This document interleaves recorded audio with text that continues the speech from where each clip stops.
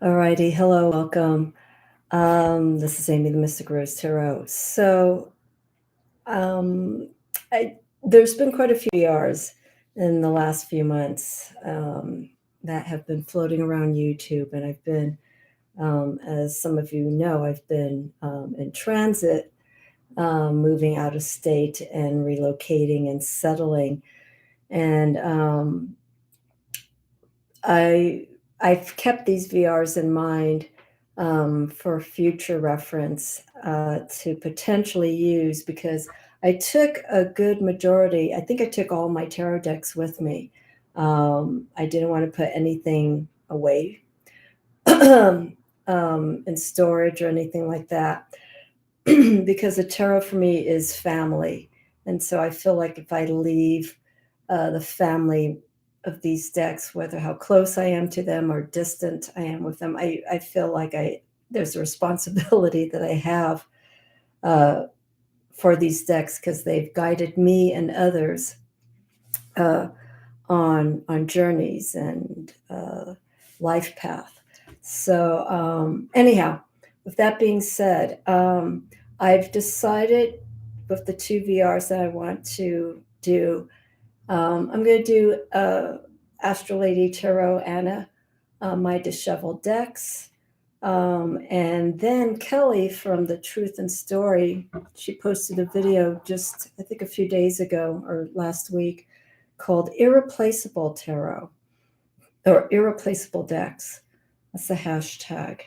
And so I'm grateful my collection's small, so it isn't too difficult to choose which decks will go in these categories. So this video is going to be not long, and we've been getting heat building up in New Mexico. So and with the heat here in the desert comes the dryness. So I'm not talking as much. And so these videos will be a lot shorter, which I'm grateful for because I tend to ramble. So I'm going to just get right to it. If you do take part in this video, please give credit to the creators, Disheveled by Disheveled Decks by Anna of Astral Lady Tarot, and then Irreplaceable Decks by Kelly from The Truth and Story. So some of this was pretty easy because the disheveled decks that I have are the ones that I first started my tarot with, and or the ones that I use frequently when doing readings for people, either online or in person. And one deck here I'm going to start with the disheveled decks, and then I'm going to end with the irreplaceable decks. Some of these you'll see coming back and forth. The irreplaceable decks will be part of the disheveled decks and vice versa. So there's some decks here, not that many, that even though I used quite a bit, I'm surprised that they still hold up. But the one with the disheveled decks, the one that I used quite a bit and I got last year, 2021, I think I got it late last summer, is the Wildwood Tarot. And I've said this story a few times, but I'll briefly give an overview. I saw the Wildwood Tarot probably about 6 years ago. And I was looking for a animal-inspired, animal-influenced deck. And this isn't really animal influence, but it's nature, and it does bring in the energy of animals and the connection to its energy with the human spirit. But at that time, I couldn't quite find a deck that really called out to me. I saw the Wildwood Tarot, and I saw some of the nature animal influences of that deck. And at that time, it didn't get to me. So fast forward, let's say now 5 years later, I came across a video of the Wildwood Tarot, and I was looking at the deck. It's like, you know what? It's time. I don't, something shifted, and I know what it was, that called me to get this deck. So I got the Wildwood Tarot, and I couldn't stop using it. Sadhna from on her channel, the name of her channel is escaping me right now. I think it's Integrative Tarot. I'm so sorry, Sadhna. But she was doing a study of the Wildwood Tarot. So I looked through it. She was doing it through the seasons, by the wheel of the year. And I was already starting to focus on that kind of energy. So that deck, and the way that she was using it in relation to the seasons, to the Sabbats, really spoke volumes for me. So this deck, I feel, of my decks that I use and worked with the most, is probably my most disheveled deck because, and I don't know how well this is going to show up, there's a lot of chipping, and I tend to bang my cards when I shuffle. And the reason why that happens is I have some mild arthritis in my thumbs right here at the base of the wrists. So I can't get that flexibility and the control to bridge shuffle or anything. So I have to change the way I shuffle. And at times when I shuffle like that, the corners bang together. And so this is what's happened in about a year. They're starting to peel here. There's the oils that put the discoloration on the top and bottoms by handling it. And this started happening probably about 2 months or so after I got this deck. I think this is probably the worst card here, where it just started coming off. And it's fine. It puts character into these decks, the decks that are, I don't want to say disheveled, but the ones I would like to say decks that have character by its use. And so this one does. And I was thinking potentially about getting a backup copy, but this is still in mass production. And there's no fading. Here's some more chipping of it. I keep it in a bag, green bag that I got from another deck purchase. So it got a lot of use through readings for others, and also for myself. And I don't know, if I'll probably get a backup copy, but as I'm shuffling this, it'd be nice to get a miniature copy of the Wildwood Tarot. I'd like to see a small version of this because I think it would be beautiful. I know some people, they've cut the edges of this deck, and I feel by cutting the edges of this deck, if you were to shrink the Wildwood Tarot down, these white borders probably won't be as prominent. They would probably be smaller. I'm trying to think of the word right now, around the edges if the deck was shrinked to a miniature size. But yeah, this is one of my most disheveled decks. Again, I'll show right here. That's one. The other deck that I have, I don't have too many, is I got this particular deck when I was living in California, when we went into lockdown. So that was like the last week of March 2020. And knowing that, everyone was going to be indoors for a while, everyone's practice obviously shift. There was a explosion of tarot decks being created, people purchasing tarot decks, as we've seen on YouTube. sharing their experiences, how their collection has grown, what they've learned. But this one particular deck was the deck that I used for healing and guidance during that time. And it's the Dreams of Gaia. Now, this is a very glossy deck. You can't really see it, but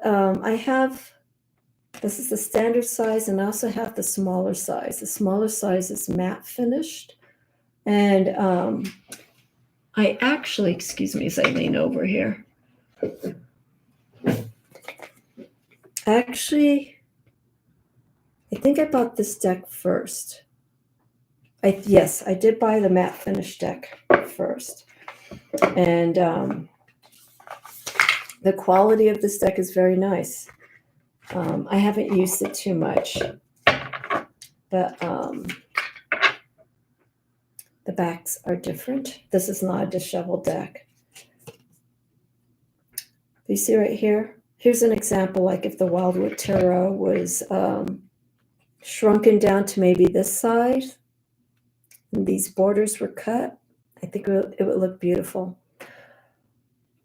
Not that this deck isn't already, but the borders don't bother me at all. So with the Dreams of Gaia, I don't want to sidetrack too much. With the Dreams of Gaia, this the standard edition, you want to make reference to maybe a plastic coating to it, and you can't really see it here with the lighting, but there is some scuff marks on it. You could probably see here, and it dulls the card down a little bit. It's still glossy, but it just looks, it looks used. It looks like it's, the cards rub up against each other, and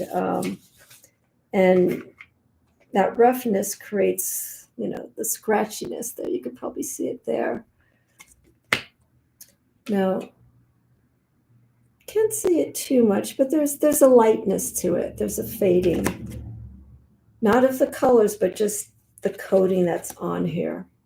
So it gives it a used look to it. And I have used this deck. I used it so much during those first few months of the pandemic that it started wearing. So I don't know if you can see here. It's a little bit here on top, but yeah, so the coating on this, it's not so great, but if you spill water, not that I would spill water on it, but it stands up to those elements.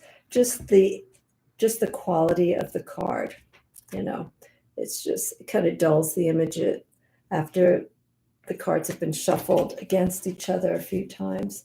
So Dreams of Gaia, nice, a wonderful, well-used deck. I'll show over here a little bit. Yeah, it's just like some rubbing, like the quality of the plastic, the glossiness is starting to wear down a little bit. It's the stock is strong, and I think it's just because of that coating that's on it. I can shuffle, and there's no kinks along any of the edges, which I'll show here. So nothing. It's pretty good, right along the sides. So that's one of my disheveled decks, Dreams of Gaia. I'm gonna put this back here before I forget. I'm going to show you my last two decks for the disheveled, these particular two, because there is a story to it. The other deck that I have here, you won't be able to see it, but I did use it quite a bit. As I mentioned, I was looking for a deck about 6 years ago with animal energy. And at the time, the Wildwood Tarot the Wild Unknown Tarot, I think had just come out. And so I was seeing so much about it, and it didn't really speak to me, even though there's animal imagery in it. It's just something about that didn't call out to me. And then I saw that Kim Krantz had this deck, Animal Spirit. And the packaging, this is the holographic edition. Very nice. So when I saw that, the packaging, and I saw some of the cards, I was just like, yeah, this is the deck. It's Oracle based, but it's, at the time, I was connecting very strongly to animal energy, and I needed to have that extra guidance. So this deck, the cardstock is nice. It's not too thick. It's very paper as opposed to this plastic coated. The Wildwood Tarot, there's a coating on this. So these plastic glossy coated decks, they tend to show their wear a lot more because of the rubbing of the cards against each other, or the banging, with the shuffling. This is a little bit more paper, the Wildwood Tarot, so that's where you get the chipping. This one is paper, it's matte. Now when I say paper, the cardstock is not glossy or coated. The only wear that comes with the Animal Spirit tarot is, if I can show here, probably won't even see it. It's just the oils. And this stock in particular holds up very nicely because I used it quite a bit. And I'm guessing that matte finish does protect these cards here. So not heavily disheveled, but when I shuffle, I think because of the cardstock itself and not being plastic coated, if they bang against each other, this deck takes no chipping whatsoever. So I'm really happy with that. Again, it's just a little bit of oils coming from the hands and use, and that's about it. I keep my decks, I do the best I can to keep them in the best condition possible. Like I put them back in the boxes, I put them in bags, keep them out of light, so there's no fading or no disturbing of the quality of the cards. So the disheveled decks that I have, they're more like the handling of the decks that's made them more worn down. This other deck, see, we're going back to plastic coated. I'm saying that the plastic coated decks get the worst of the wear of these decks. This is my beloved, which is Oracle. Oh, there we go, by Sally Morningstar. And yes, I leave the plastic on some of my boxes because I put oils, creams on my hands, and sometimes they don't absorb quickly into the skin. So sometimes I have to wipe off the excess. So the Witch's Oracle by Sally Morningstar. Oh, and I forgot to mention Dreams of Gaia. This is by Ravynne Phelan and the Wildwood Tarot. I'm forgetting their name all of a sudden. I am forgetting the name all of a sudden. Anyhow, these decks, once they get mass produced, and if they use that plastic coating, it starts wearing down. So here we go. Witch's Wisdom. Almost identical cardstock to the Wildwood Tarot. And this actually got it really bad. There's just a lot of chipping, the banging. Let's see if I could show here. I'm going to fan these out here a little bit. Not too bad. Because of the white edges, anything that shows any injury to the card is more prominent on the back as opposed to the white. So if I bang anything here, You may see a little bit of a demarcation. So this is my saving grace of these cards because of the white border. But if you cut the borders down and or you edge them, that's when you'll start seeing, the chipping and the cracking, the fading. So that's why I don't like to modify any of my decks. But this feels, the Witch's Oracle feels, maybe because it's bigger, it's probably because it's larger than the Wildwood. It just feels a little bit more sturdier. But see here, right there along the edge. And actually this deck started chipping probably within the week that I started using it. So that kind of bummed me out. But it's a deck that I use primarily for the readings of the Sabbats. So when I do my Will of the Year reading, I always use this card as a card of guidance. And then I do readings around it with some of the other cards. Okay, let's move along because I got 3 more decks. This particular deck for the disheveled decks, this deck is 2015, so it's 6 years old. And this is the Lumina Tarot by Inner Hue. The creator's based in Australia. And this deck, the stock is heavy. This started off, I believe, as a Kickstarter. It was an indie release. And then I believe the creator did 1 or 2 additional editions. I think she did 2 editions, and this is the second one.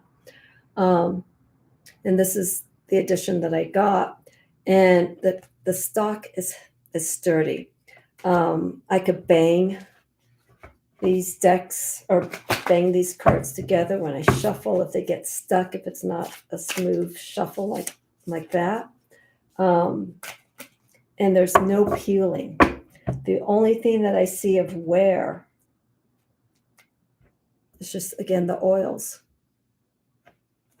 which is going to happen to all the decks that you use quite a bit.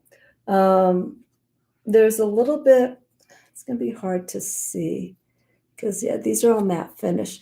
There's a little bit of a sheen here, and this is probably just the wearing of the coating of this particular deck.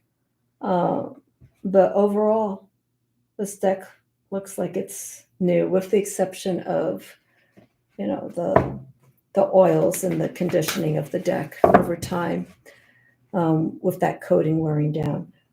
There's this, and it's more than likely, it's this seam that we see here. This is more than likely from when it was cut, the way it was produced. It doesn't bother me. Any imperfection that shows up, okay, and there's nothing here, just there. I mean, it doesn't bother me. It's not cutting into the image or anything like that. So this is the Lumina Tarot by Inner Hue. And I believe this deck is going to be reprinted, or another edition's coming out later on this year. But this second edition, I like the stock. It's good. It takes a good beating. Not that I abuse my decks, but they're very sturdy. So I lean more towards the heavier stocks of the tarot decks.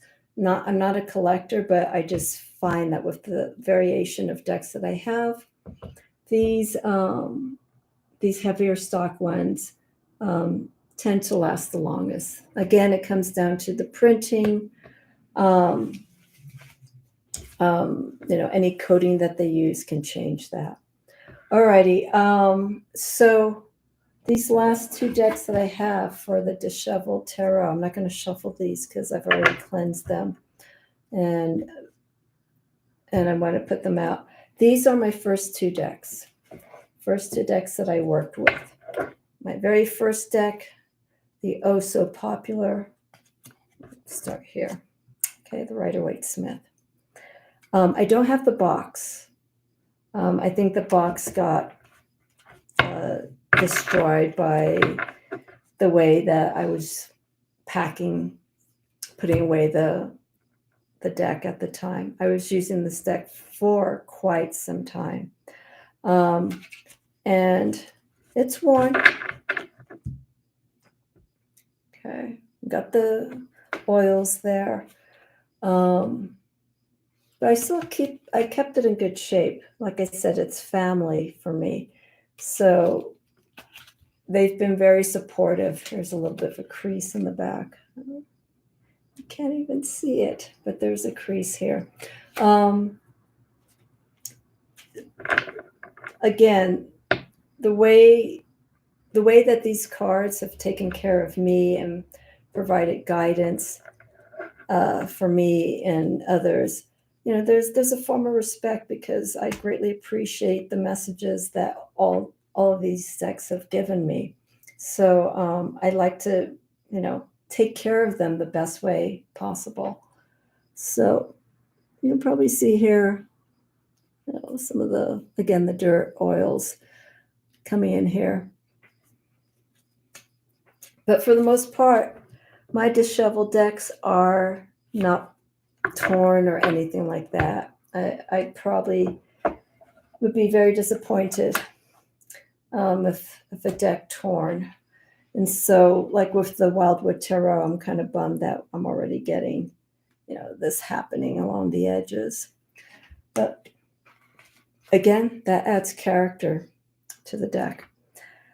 The second deck that I have here for disheveled is the Gilded Tarot by Ciro Marchetti. This deck is probably the longest deck that I have worked with after the Rider-Waite Smith.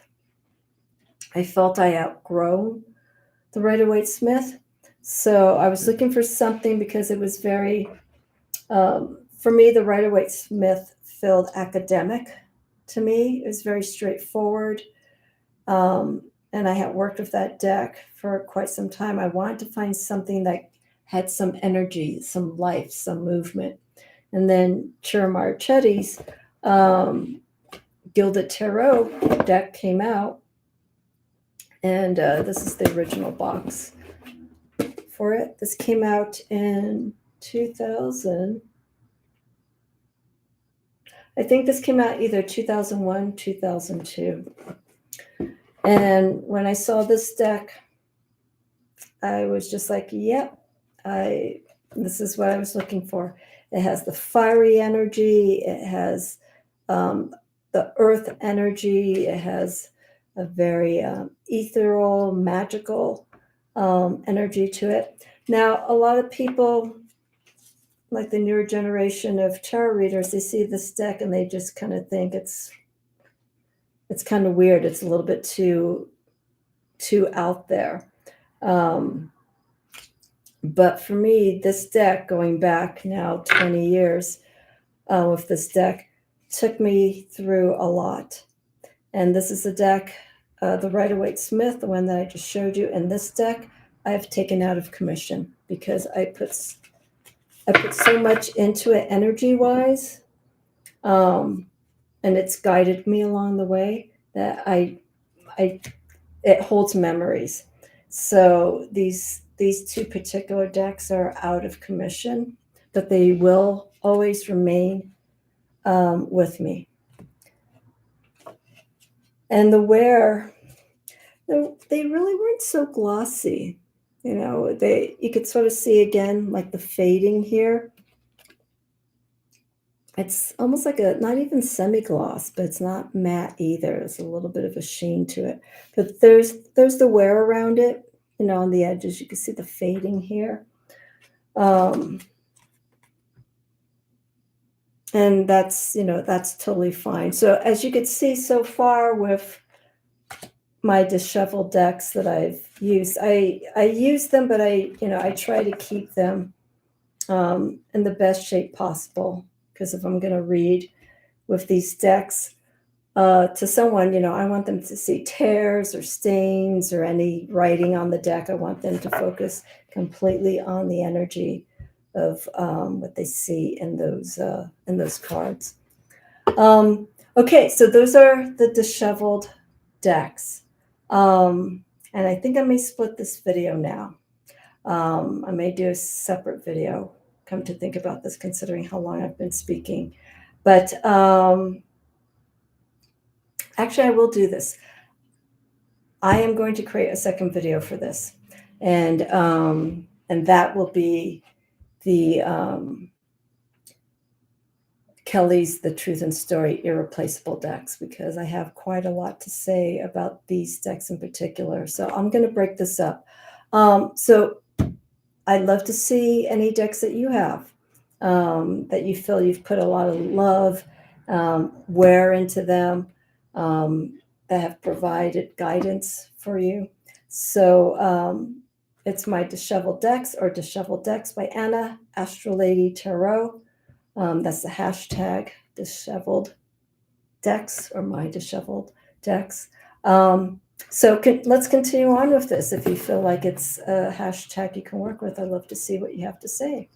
Okay, so coming up will be the second video, part 2 of the VR's hashtags, and this will be Irreplaceable Decks. That's started by Kelly from The Truth and Story. Stay tuned for that, and let me know what you think about some of the decks that I shared. All right, I will see you all soon.